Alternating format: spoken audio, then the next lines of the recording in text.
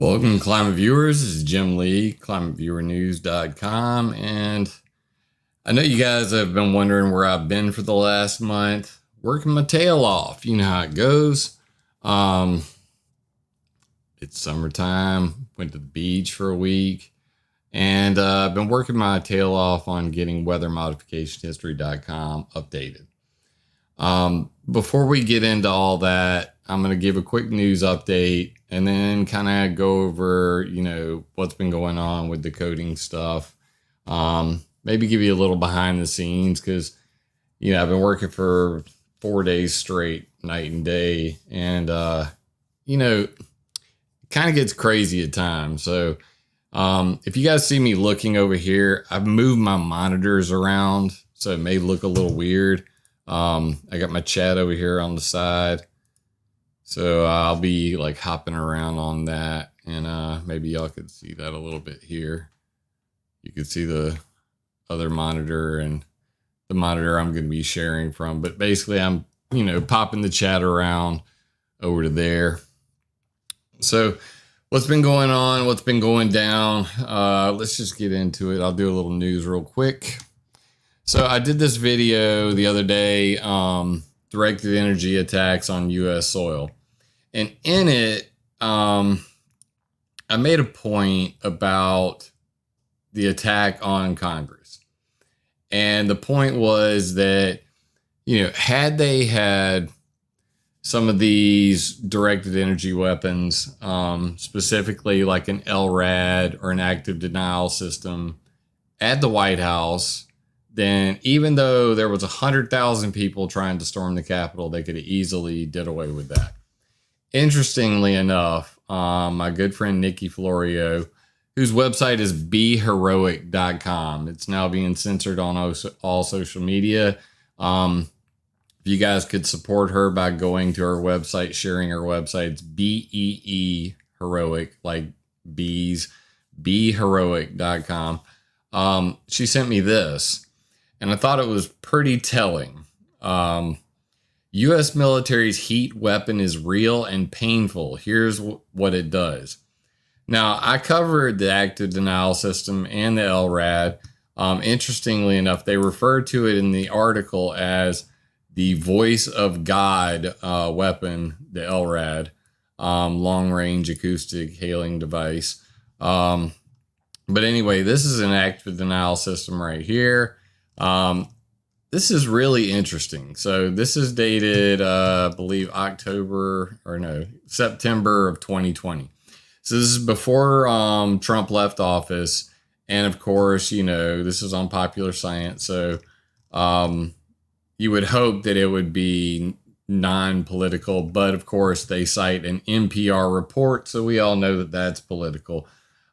Earlier this week, an NPR report uncovered an exchange from June 1st in which a military police officer wanted to know if the DC National Guard owned a pain-inducing heat weapon for potentially using on protesters. He also asked, appreciate the sub, he also asked if a powerful auditory communication system that's been compared to the voice of God. The weapon, the active denial system, is a real thing, as is the sound system, which is called the long-range acoustic device, LRAD. In documents published by NPR, a member of the National Guard recounted the email thread in which the question was asked and stated, I responded that the DC National Guard was not in possession of either an LRAD or an ADS. The fact that a controversial weapon was floated as a possible means of dealing with what the Washington Post described as peaceful protesters has sparked outrage, with ACLU writing on Twitter, reminder, our government shouldn't be conspiring to use heat rays against us for exercising our constitutional rights.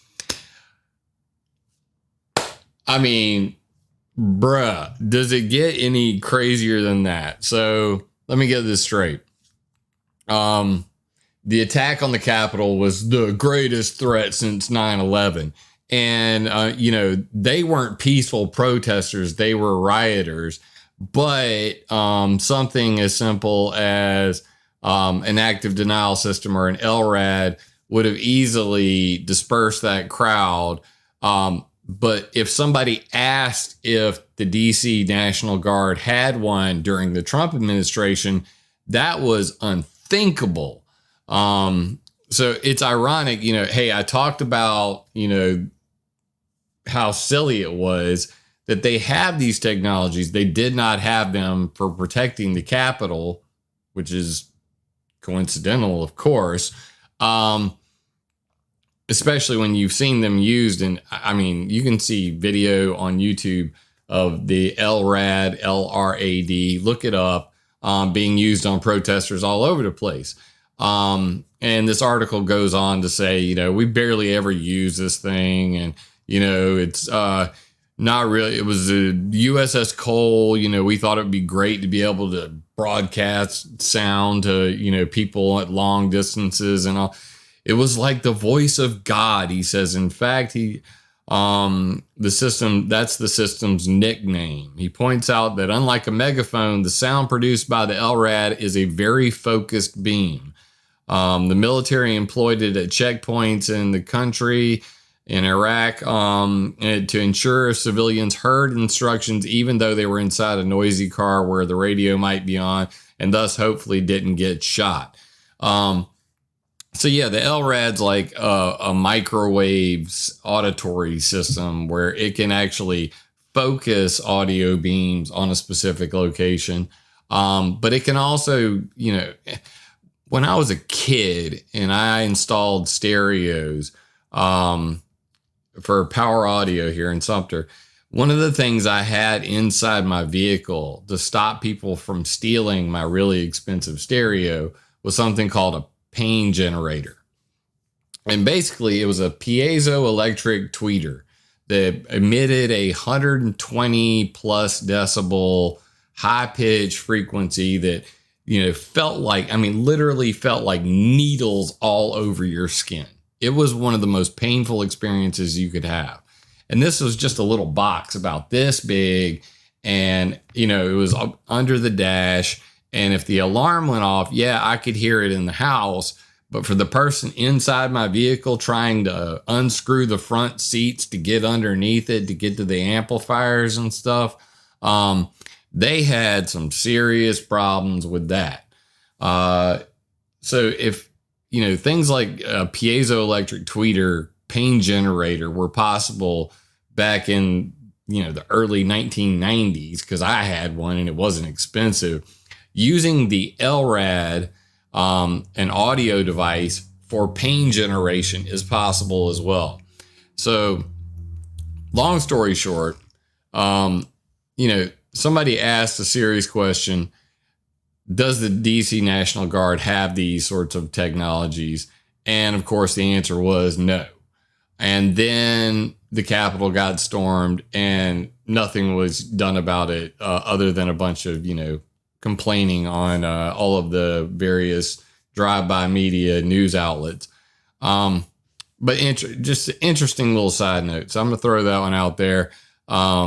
Popular Science, the U.S. military's heat weapon is real and painful. Here's what it does.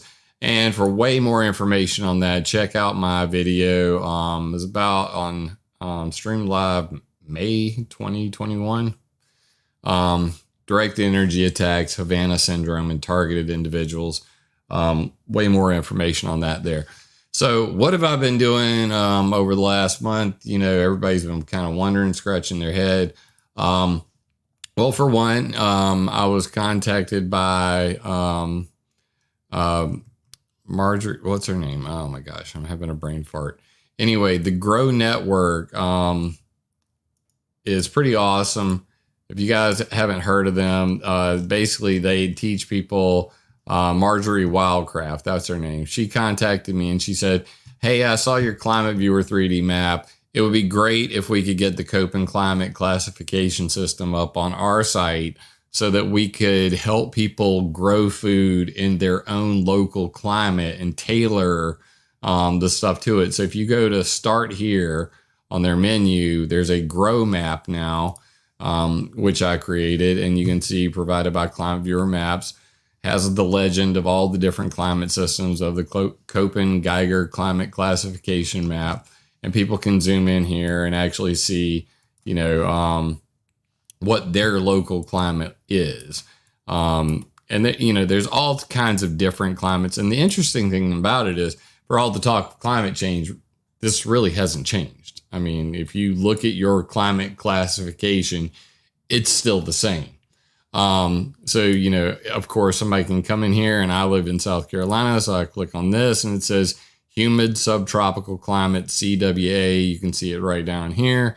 CWA, that's the climate designation for the area I live in.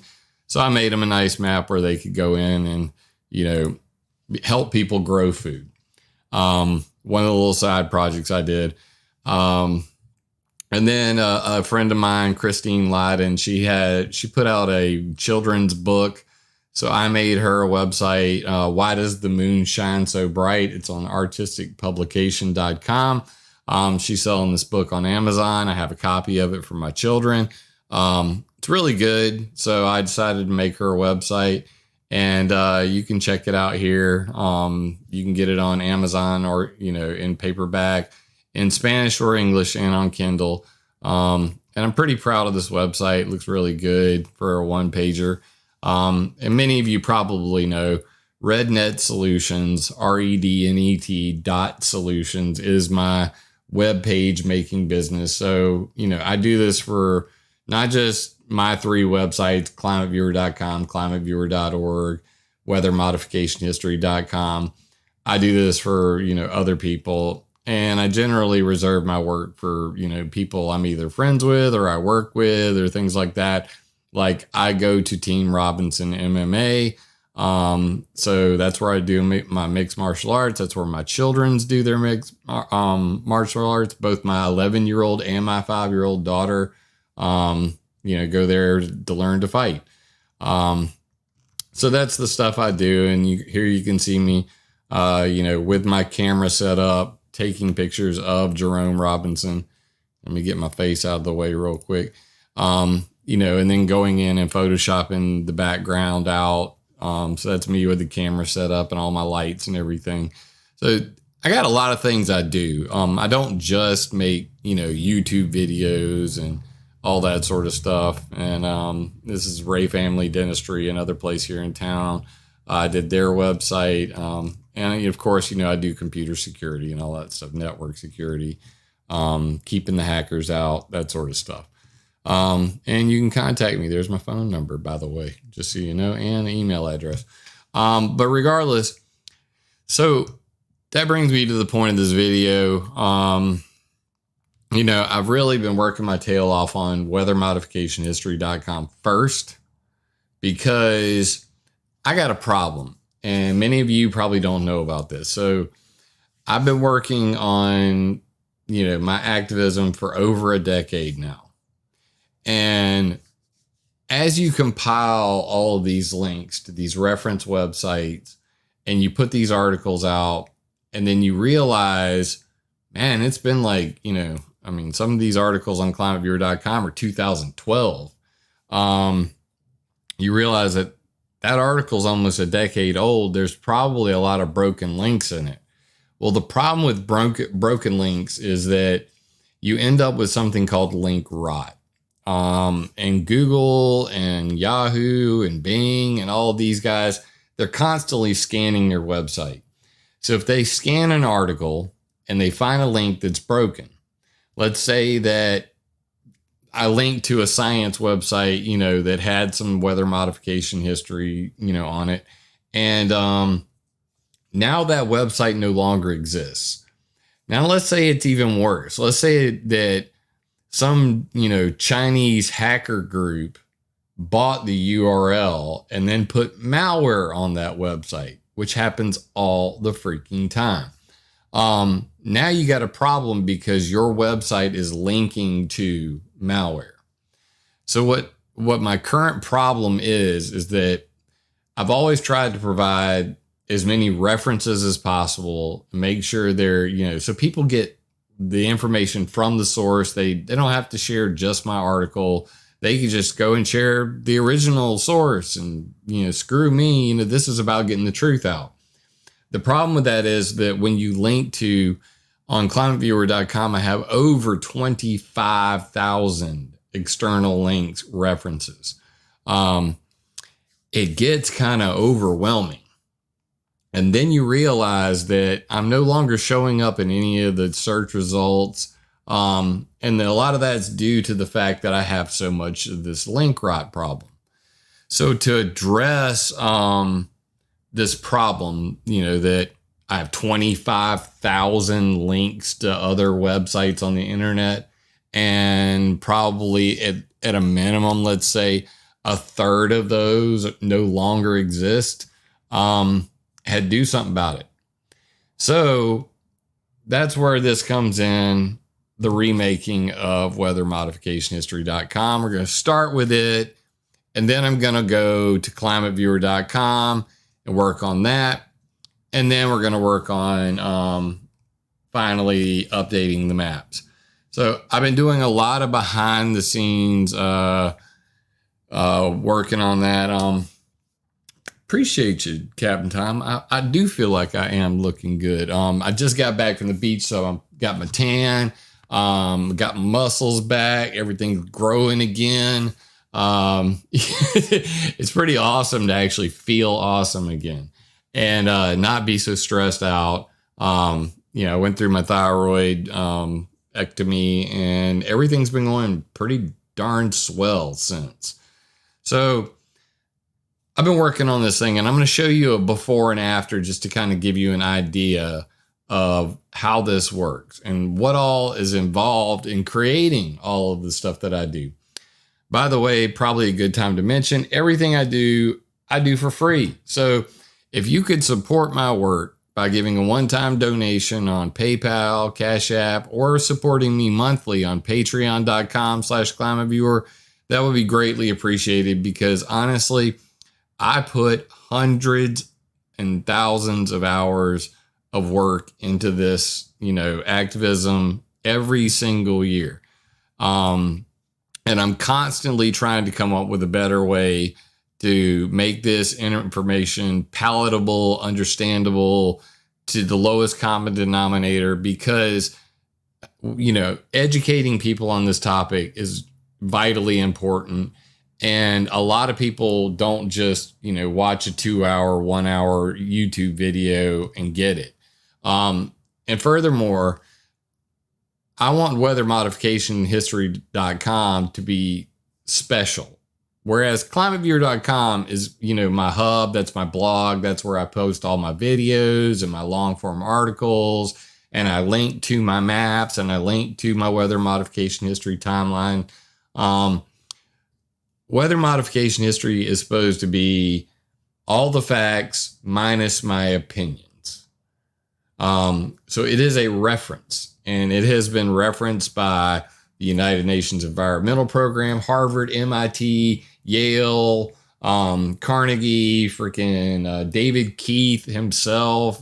It's on several Wikipedia pages now as a reference. The clout that weathermodificationhistory.com is getting is pretty freaking amazing. And I want basically every single timeline entry on weathermodificationhistory.com to make it into Google Scholar. So to do that, it's going to require some serious work. And I've been working my tail off. So let's do a little before and after so you guys can see what the hell I'm talking about. So this is an example of a timeline entry on weathermodificationhistory.com.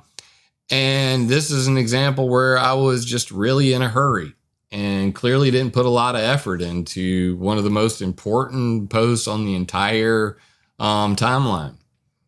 As you can see here, Mount Pinatubo eruption cools planet, scientists rejoice. I literally wrote one freaking line. And that line, which is hard to read, even unless I blow it up really big, the ozone hole over Antarctica was the largest recorded following the eruption. Okay, so if you're a layperson, you're like, okay, Mount Pinatubo erupted. Yeah, there's a picture of it. That's what the skyline looked like afterwards. but I don't really get it. You know, Mount Pinatubo eruption causes average global temperature drop of about 10 degrees Fahrenheit. Geoengineers get wild ideas. So basically, everything that you've heard about geoengineering lately comes from this Mount Pinatubo eruption. The fact that a volcano cooled the planet by 10 degrees Fahrenheit gave them the willies. Now, as you can see, my references were basically just links, okay? And there's no titles here. It certainly isn't in MLA format or anything like that.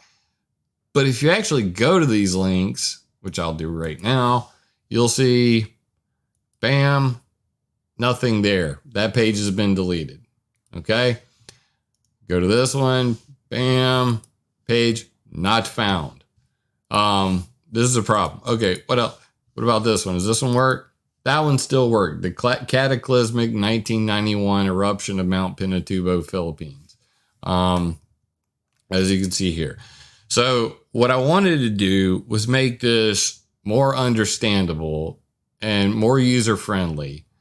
So I did it this way. Here's before and here's after. Now, as you can see, I've changed the style of the fonts. Before, after. Much more visible title. There's my ozone hole is largest on record, and then a whole lot of explanation. Climate engineers excited by the global temperature drop following the Pinatubo eruption seem to ignore the cooling accompanied by the largest ozone hole measured. Regardless, this volcanic eruption marks the genesis of all current solar geoengineering modeling and experiments. And then I give even more information directly from, the sources. And whenever I do that, now there's actually a citation, and you can see it right here. So if I click this, here's a quote, and you can tell there's a bar here that is a quote. You click the one, it's going to take you down, and it's going to highlight that quote. And it's no longer just a text link. As you can see here, references. The reference section now is Teller, Edward, Lowellwood, and Roderick Hyde, Global Warming and Ice Ages, Prospects for Physics-Based Modulation of Global Change, for Lawrence Livermore National Lab, 1996, with updated links that do work. So if I actually put this in, go and highlight it. Oh, by the way, it is text now. So by not creating a hyperlink, by just making it text, you can go and you can copy this and you can paste it in your browser, or you can just simply hit go to, and then bam, you're over there, and boom, there's the paper. And you can see that this was a paper prepared for the submittal at the 22nd International Seminar on Planetary Emergencies in 1997. So I can then click the one, if I'm just down in the references section, or two, worst ozone hole stirs health fears, New York Times, 1991. Boom, click that. It'll take you up to the reference. So I can go down, I can go back up. Boom, up to the, where did that come from? Submicroscopic oxide particulates. During the present decade, the eruption of the Mount Pinatubo in Philippines induced a transient drop in global mean temperature of around 0.5 degrees Kelvin, apparently due to insulation modulation by volcanic particulates. It's believed that this cooling was induced predominantly by scattering of sunlight by sulfur dioxide-based particulates of the submicron scale, ones which may have grown into more effective scatterers by scavenging residual stratospheric water and cations, resulting in a myriad of still submicron droplets and high concentration sulfuric acid and salts. Indeed, it has been suggested that the advent of marked greenhouse effects due to CO2 emissions has been delayed through the present time by simultaneous emissions of large quantities of sulfate particulates primarily arising from the sulfur content weight of the typical fuel grade coal, resulting in significant tropospheric scattering of sunlight. To these extents, the case of dielectric scattering based insulation modulation already has some empirical basis. So that's basically from the Lowellwood, the Lawrence Livermore National Lab paper, saying, hey, these volcanoes cool the planet. And here's how they work. Hell, we could do that. We could spray sulfur dioxide. We could spray carbon black dust. We could spray aluminum, calcium, diamond dust. Hundreds of different things have, been suggested since then, covering the pole in little microscopic glass balls, tiny micro bubbles in the surface of the ocean. But regardless, all of the stratospheric aerosol injection ideas that have been put forth lately have their genesis in the study of the Mount Pinatubo eruption. So why in the world would this be acceptable? Just, by the way, the Mount Pinatubo erupted and scientists rejoice, and there's an ozone hole. To a layperson who's never been here, understood all this, they'd be clueless. They'd be like, well, what the hell is this, Jim? But over here, we make much more sense of it. And I go on to include all of these references, the ozone hole 1991. All the links have now been updated. Some of them you'll see are already linked to web.archive.org. If one is not available, like say you go to this one, and let's say it wasn't available, or something was popping up in your face and you just don't like that, you can literally come right down here to the bottom, broken links, and you can click and you can paste that link in here and hit search. And that will actually take you to the Wayback Machine and show you every time that it's been backed up. So I can click here and I can come down here, and why is there not one there? Oh, there it is. 25th, click on it, and bam, I should have a copy of the archived version of the article. So that's the way this works now. You'll be able to actually go in and check the actual archives and all of that. And a lot of them, I've already done that because they don't exist anymore. So this one says web.archive.org, ozone hole 1991. So you click that and it'll take you over there and do the exact same thing, and bring that page up so you can actually see when the Pinatubo eruption occurred, all that, particulate matter entering the atmosphere destroyed large portions of the ozone layer, resulting in one of the largest ozone holes on record. And this is, obviously, the loss of the ozone following the June eruption happened in June. Several other smaller eruptions happened afterwards. And this is the big hole that was created as a result. So they want to ignore the fact that this is going to happen, that this is happening, that whenever you do geoengineering, that's the kind of thing you're going to get.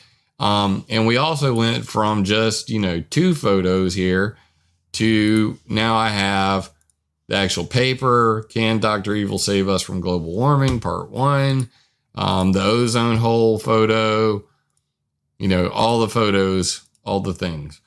So, adding more content to it, giving it better understanding, putting MLA formatted references. You could use this in your college paper and literally copy paste it, boom, and it's already formatted the proper way. So this is a lot of work. I cannot underscore the amount of work that goes into doing just one timeline post. Here you can see that worst ozone hole on archive.org link as it pops up. So yeah, I got a lot of work ahead of me, and you can see that I'm on my local host right here. What I'm actually doing is I run something called Hugo. So I've generated a temporary server on my computer. I serve the files, and then I actually I think my wife is home. Actually go in and actually put all of this information into text format. Mount Pinatubo eruption cools the planet. That's the URL, the title, the event, the date, last modified, the banner image, all of the images, related posts, all of that information I have to actually code in. And then you can see this is the entire article post. So that's what I've been doing. A lot of work. 1 second, let me look out the window. Be right back.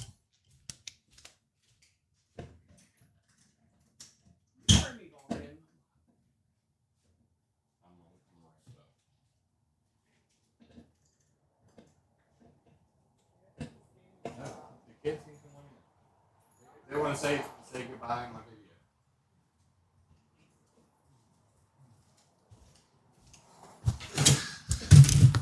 So you're not doing a video. Right? I'm doing a video. No.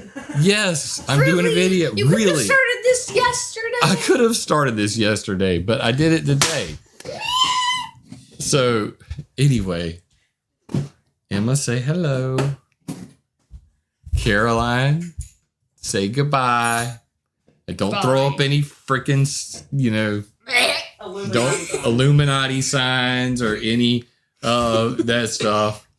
So yeah, kids spend the night at their aunt's house, and they just got home. And that's why I was, making this video pretty quickly.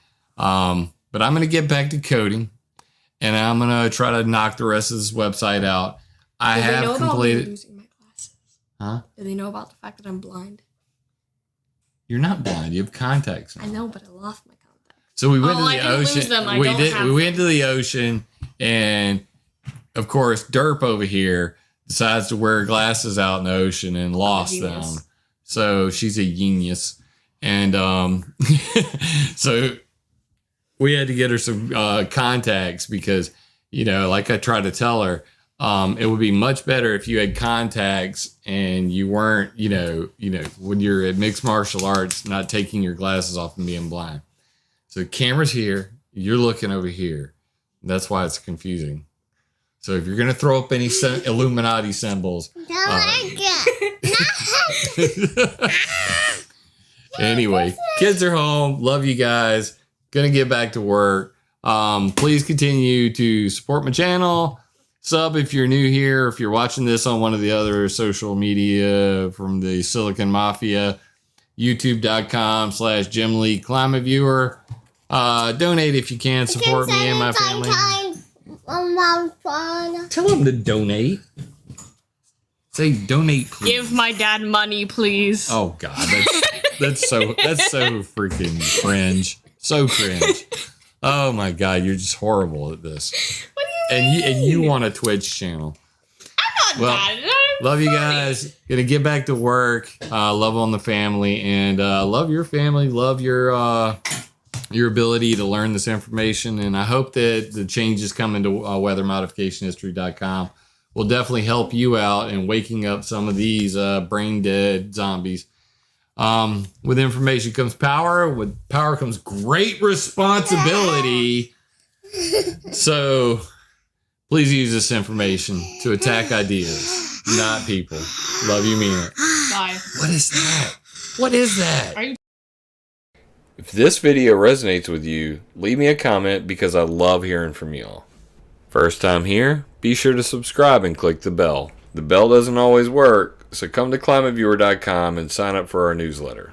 Remember, it would be impossible for me to do this without your support, so please join my Patreon or buy me a coffee on PayPal. And always, attack ideas, not people.